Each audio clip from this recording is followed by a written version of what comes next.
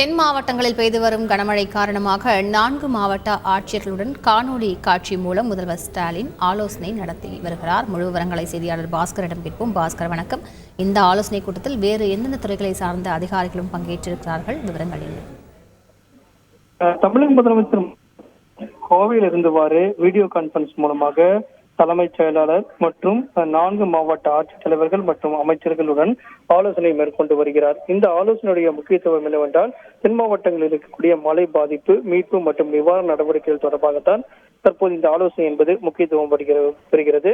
ஏற்கனவே 4 மாவட்டங்களில் ஏற்பட்டிருக்கக்கூடிய பாதிப்புகளை தொடர்ந்து நிவாரணம் மற்றும் மீட்பு பணிகளை மேற்கொள்வதற்கு ராணுவம் அழைக்கப்பட்டிருக்கக்கூடிய நிலையில சாலை போக்குவரத்து மற்றும் ஆகாய மார்க்கமாக பல்வேறு விதமான திட்டமிடல்கள் மேற்கொள்ள வேண்டியிருக்கிறது.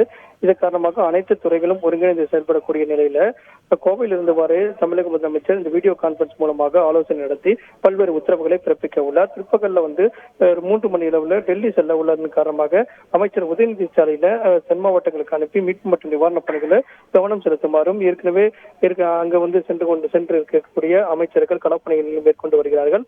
கூடுதல் அமைச்சர்களை அங்கு அனுப்பி வைப்பது, IAS அதிகாரிகளை அனுப்பி வைத்து நிவாரணம் மற்றும் மீட்பு பணிகளை கவனம் செலுத்துவது, நிவாரண முகாம்களில் மக்களை தங்க வைத்து அவருக்கு தேவையான அடிப்படை வசதிகளை மேற்கொண்டு தருவது உள்ளிட்ட பல்வேறு அம்சங்களை உள்ளடக்கியதாகத்தான் இந்த ஆலோசனை கூட்டம் என்பது முக்கியத்துவம் பெறுகிறது. நாளையும் அந்த மாவட்டங்களில் பொது விடுமுறை உள்ளிட்ட பல்வேறு விதமான அம்சங்களை உள்ளடக்கியதாக தமிழக முதலமைச்சருடைய ஆலோசனை என்பது முக்கியத்துவம் பெறுகிறது.